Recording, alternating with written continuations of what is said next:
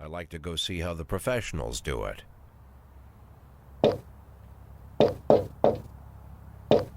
Some might say the chief of police has no business in an institution like this, but in fact it's the quietest and safest place in town. You won't run into any reporters, nobody gets into any fights, nobody drinks too much, nobody even raises their voice. The place is owned by an elderly gentleman who knows how to keep things under control. That's why I never invite my friends here. I wanted to make an exception for my 60th birthday, but most of my colleagues are young enough to be my sons, and they'd rather just hire prostitutes. Why stare at some boobs when you can take the whole package for yourself? But there's none of that in our club. Even looking too long is considered indecent. You can get an occasional glimpse, like by accident.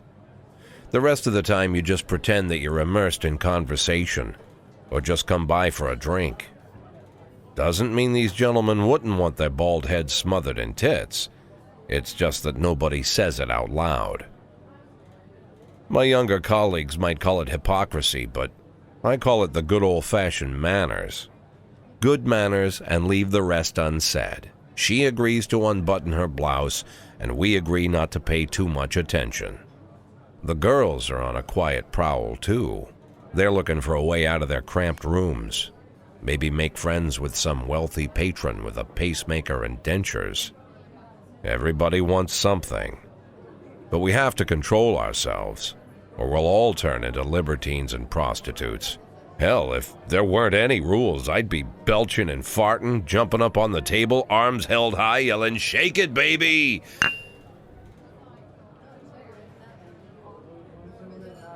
No idea how I got so barbaric.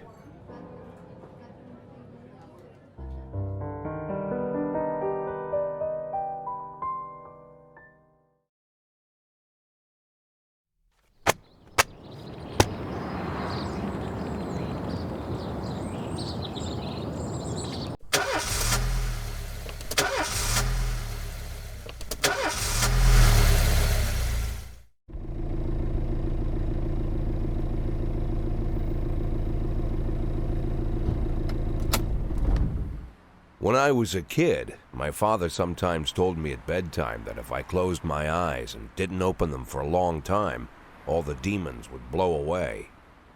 Yesterday I turned 60, but I still take his advice. Not because I'm sentimental or want to keep the memory of my father alive. I just can't think of a better solution. To get away from all the demons that haunt Freeburg, I'd need to wear a blindfold 24/7.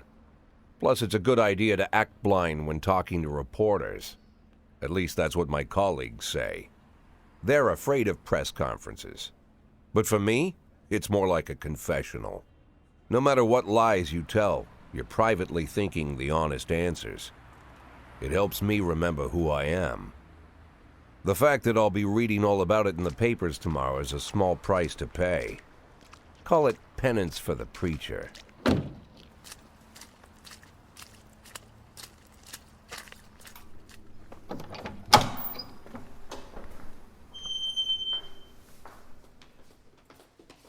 This is the first time I'm afraid of those answers my mind has given me. Not because I'm mad I'm losing my job. Though it's true, I'm mad as hell. Not because I subconsciously blame everyone else. Though I damn sure do blame them. And don't even ask me what my next move is. I can't imagine. But even that doesn't scare me. The worst thing is, I know I'm gonna have to do something. I'll be damned if I know how far I'll go.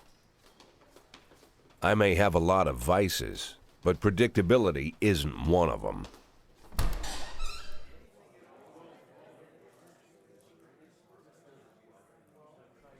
I learned a long time ago how to drive away the swarming demons. But what do you do when they're trying to rip your soul from your skin? Shutting my eyes tight as I can. The best solution remains the same: play blind.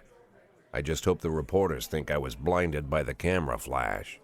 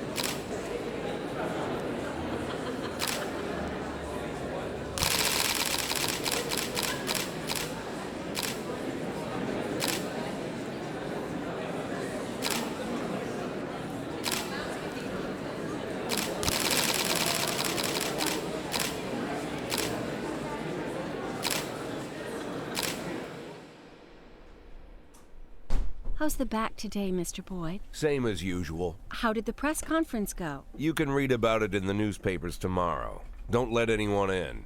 Even Mr. Kendrick? Especially Mr. Kendrick.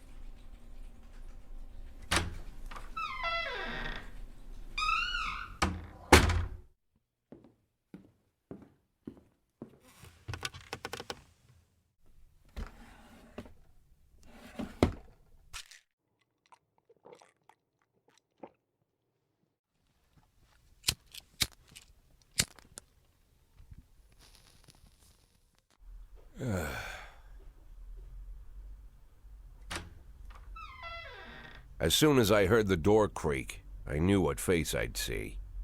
When I tell Emma not to let anyone in, there's only one man it could be. Rude, arrogant, no warning. That's Mayor Rogers in a nutshell. White summer shoes, white socks, white shorts, white polo shirt, and the white smile of a hungry shark. Mayor Rogers enters every room like he owns the place. Even the floorboards under his feet sound like they're creaking an apology. He never shied away from the odd corruption scheme. It's like the devil walks behind him. In the movies, the villains controlling the city play golf with the judges. Rogers plays tennis with them instead. That's about the only difference. Jack, I was hoping to catch you after the press conference. You ran away so quick. There's no smoking at City Hall. No reason for me to hang around. Well, this morning I signed a ban on smoking in all public buildings. Soon you won't be able to smoke here either. Soon enough I won't be here at all.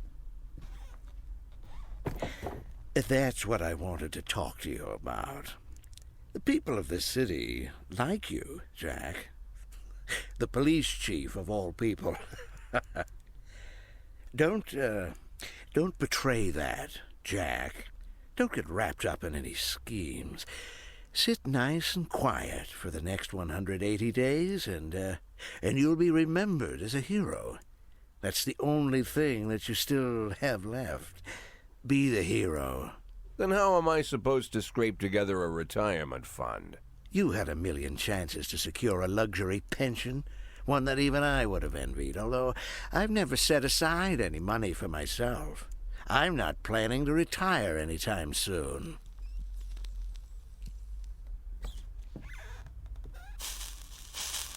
"180 days of quiet, Jack. That's all I need.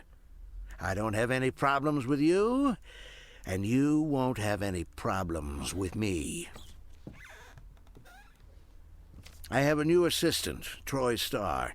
If you have something to tell me, call him. But try not to bother him. He's a busy man." I'll do my best. "And quit smoking at the office. One of my friends will be using it soon."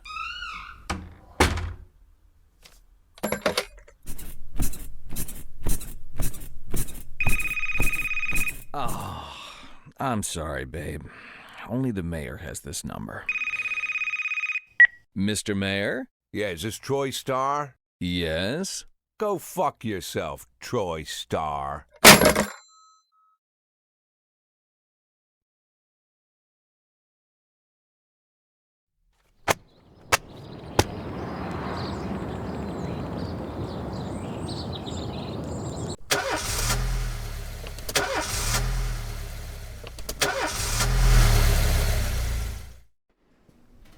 Cops don't use the police station cafeteria anymore.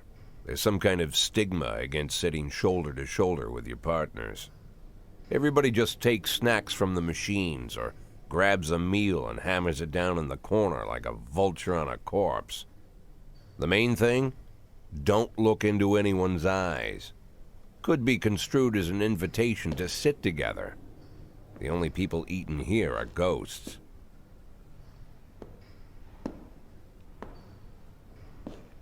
My deputy, Francis Kendrick, he recently became one of those ghosts, the subject of one of the most devastating corruption scandals in the history of Freeburg. No evidence to support the accusations, but everyone knows Kendrick's days are numbered. I need that file I asked for. Needs to be ready tonight. Francis didn't say anything, but I understood. Ghosts aren't supposed to talk. Besides, I got a feeling he was already finished.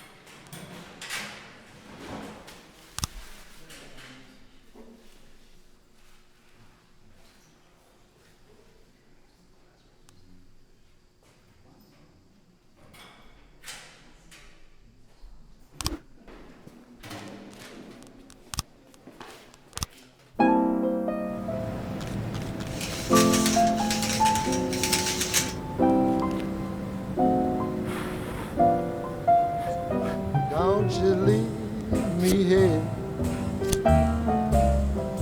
Don't you leave me here. If you must go, sweet mama, please leave a dime for beer. The rooster crowed and the hen ran around. She said, if you want my fricassee, you'll have to run me down.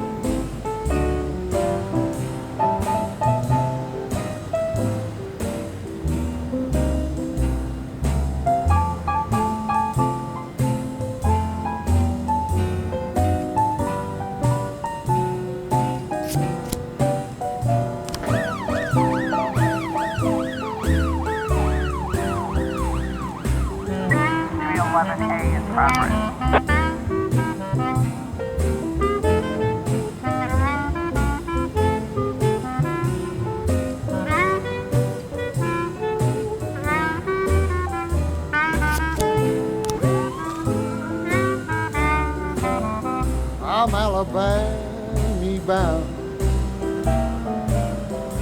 Alabama bound. I followed you round from town to town. I'm Alabama bound. Don't you leave me here.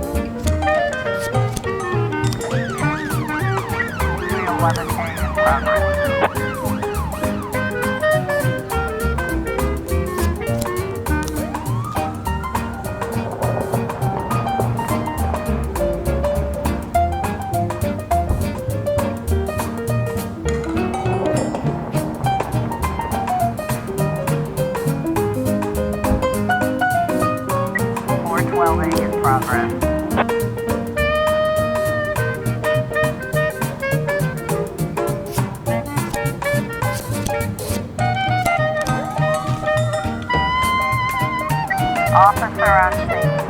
Looks like we have a situation here.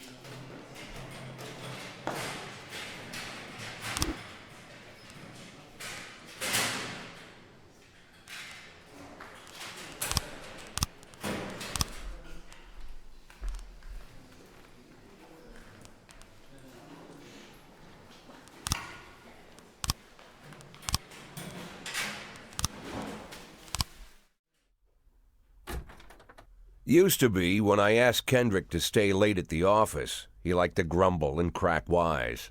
Nowadays, he doesn't have the strength for it. Slumped shoulders, blank stare, wrinkled skin. The past few weeks, I don't hardly recognize my old friend. In his younger years, he reminded me of a gallant royal officer in an old Kipling story. Kendrick isn't just crumbling under the weight of the public pressure, but from the shame of it all.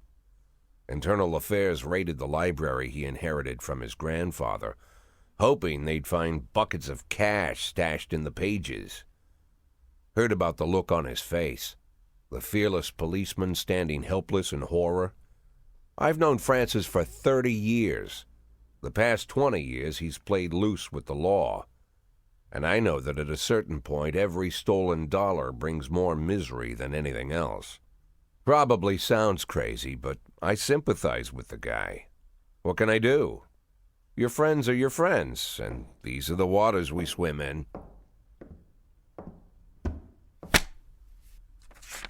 Called all of the people on that list today.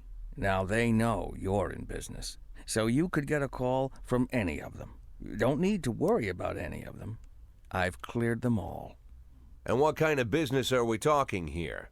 It's nothing too serious, just like you asked. Should be just a few small favors. Payments will vary depending on the situation and who you're dealing with. How much are you looking to earn? $500,000. $500,000? Why not a whole million? Because everybody wants to take $1 million. Figured I'd try something different. $500,000 in 180 days? Well, you could earn it all above board if you netted all the big fish and hit all your bonuses. Never knew you for a fisherman. Well, you never got into my business, and I'm not trying to get into yours. But be careful about bringing in any other cops.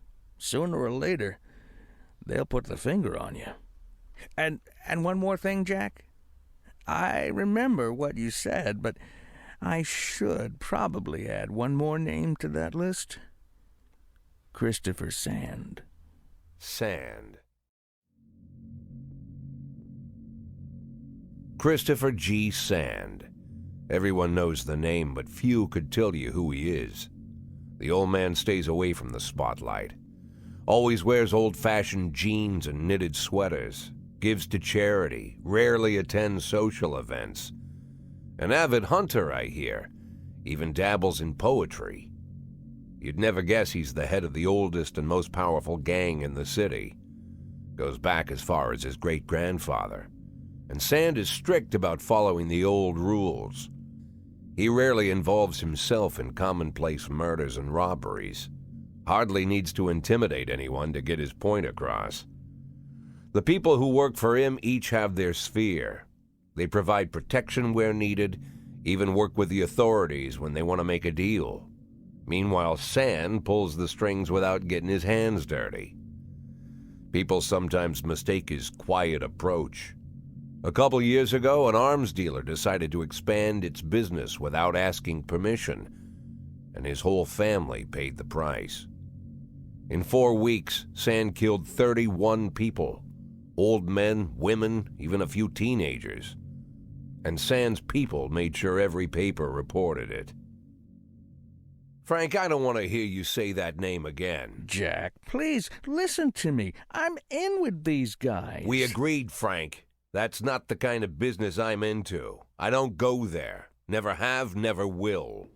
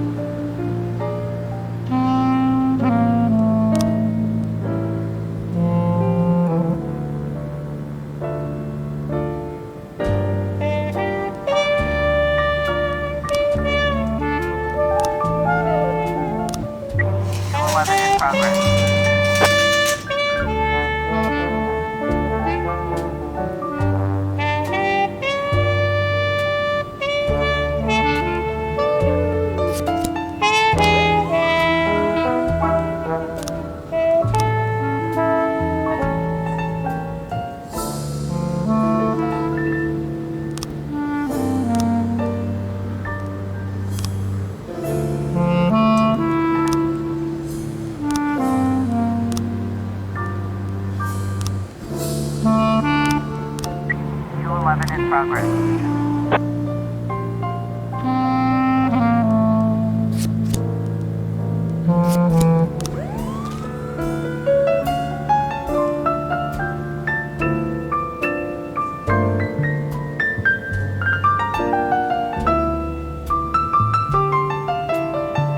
211 complete.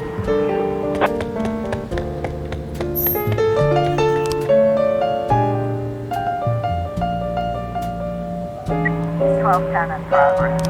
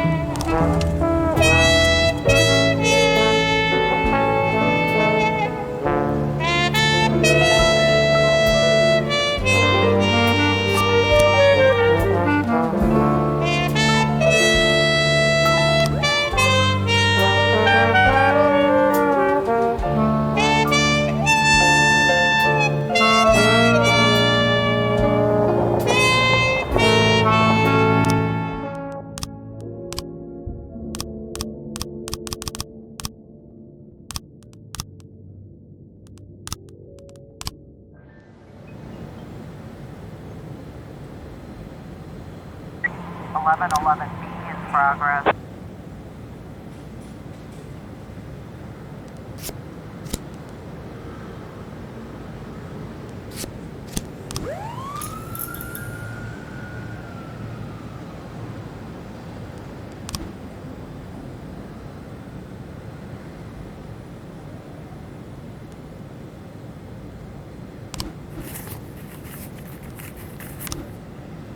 Four 11 in progress.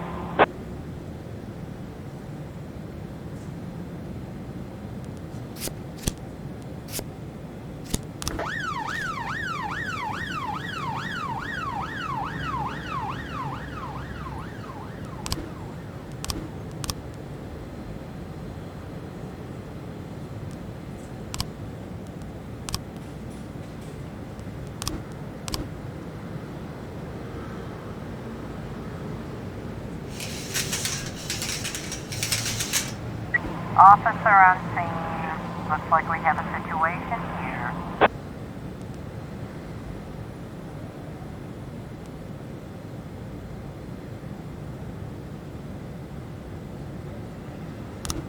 Eleven B.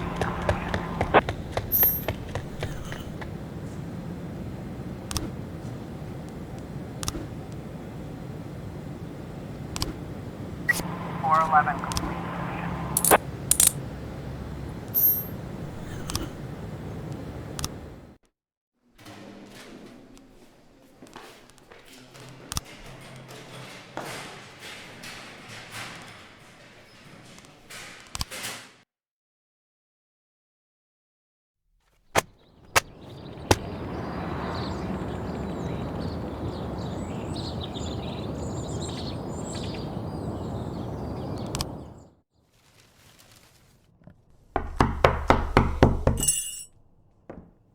Whenever I'm alone at home and there's a knock at the door, I always hope it'll be my wife, Laura. She's always forgetting her keys. Hello, my name is Steve, and you're Jack Boyd, is that right? To get to my front door, the Bible boys walked about a mile from the local bus stop, jumping over mud puddles and skirting a couple of landfills. Laura doesn't go in for religion either. But according to her, these brave lunatics with their fake smiles deserve at least a minute of attention. She patiently listens to them, asks them questions, regales them with pastries, and never once dropping a hint of condescension. When I watch her do it, I've got to admit it gets me. I'd have hugged those boys, sat with them on the porch and lit up a cigar. But a month after Laura left, all I could do was quietly ask them not to bother me. Today I'm a little rougher still. Shut the door on his nose this time. Another couple weeks at this rate and I'll be greeting anyone who comes close with my service pistol pointed towards the sky, ready to fire my warning shots. In my life, even the basic stuff never goes like it's supposed to. Normally, when a wife is going to leave home, she'll make a scene or at least sit everyone down for a serious conversation. But Laura just disappeared. The children in the stories always stand on the side of the mother, but all three of our sons supported me. The in-laws always blame the husband for making their daughter unhappy. But now Sally, Laura's mother, well, we sort of have a pact. The fellow Laura ran off with is young enough to be her son. I hear he's 30 years old. Of all the possible information a man can know about his wife's lover, I get hit with that. Fortunately, Laura's mother doesn't like the way it sounds either. Sally figures this guy just thought he'd have some fun with a mature woman, but he'll be back chasing college girls before the year is out. So we have an agreement. Sally's gonna track down Laura and try to reason with her, and we'll arrange a meeting. Meanwhile, I'm supposed to not do anything stupid, which of course means anything at all. It's a crazy situation. I'm the police chief, and the person I'm trusting to find my wife is an old woman armed with a phone book. But I can't afford to lose Sally as an ally. So for the moment, I had to swallow my pride.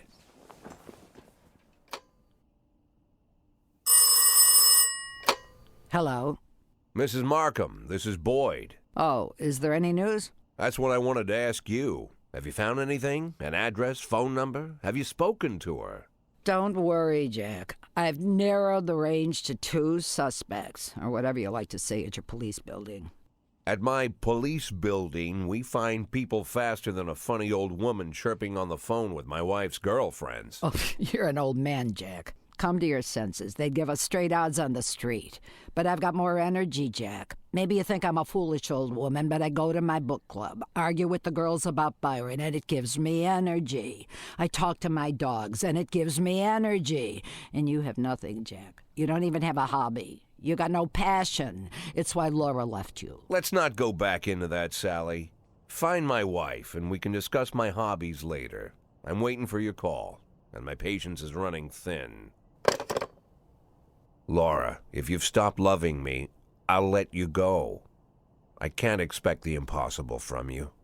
Just don't let me die out here, okay?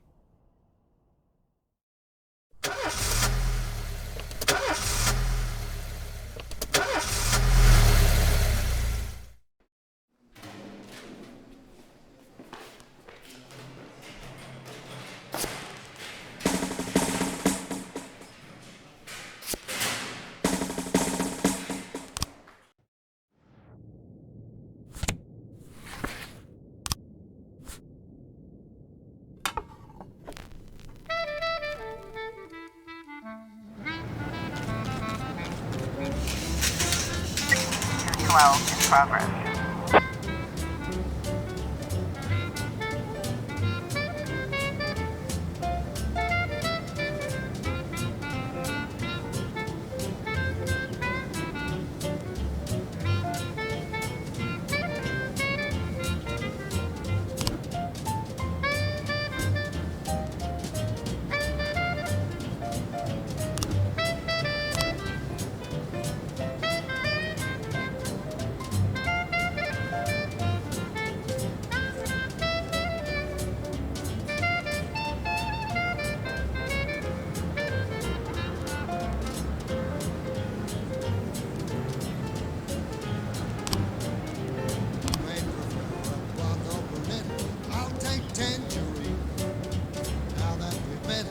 Sweet ginger green, that is for danger, so I know just what they mean. Gotta be bold, the whole sweet ginger green. She's sweeter than Sue and Georgia Brown. Beats Lulu too when she's back in town. How she can shimmy like Sister Kate. She's a dancing queen. Head for a king. Swing sweet ginger green.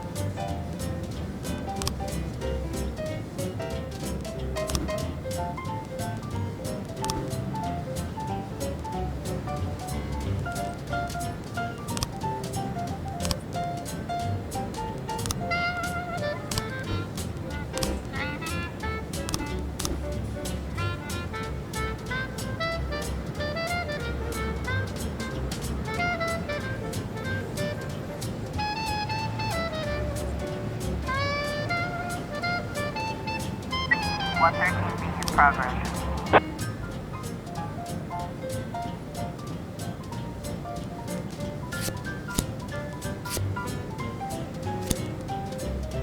How she can shimmy like Sister Kate. She's just a dancing queen. Head for a king. Swing sweet ginger green.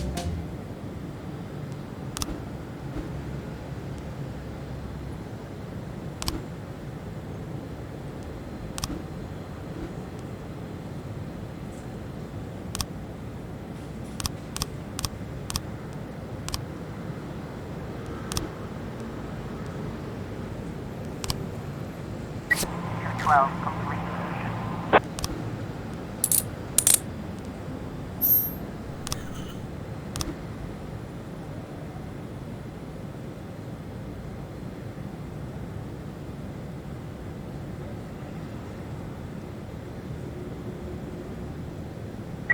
1210 in progress. Officer on scene. Looks like we have a situation here.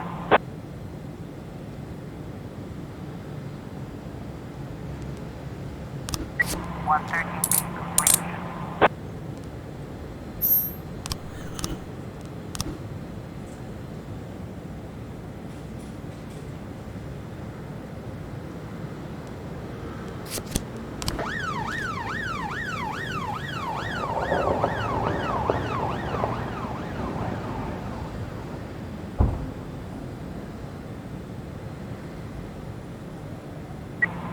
Ten complete.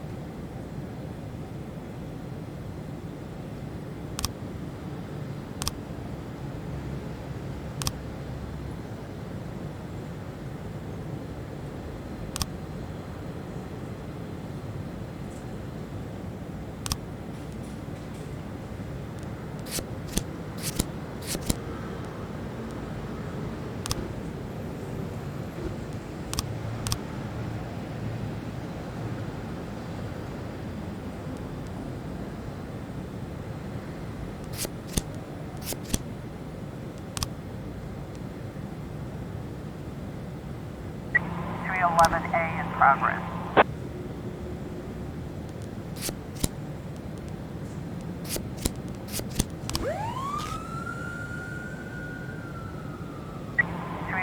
A in progress.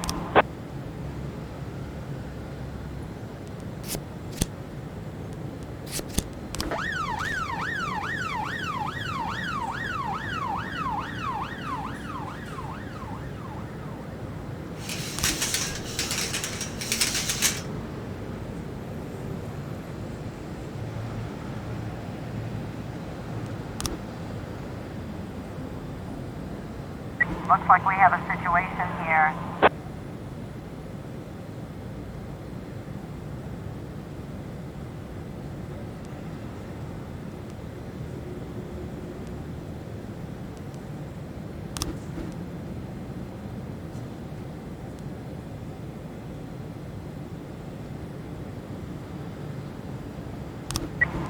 A complete.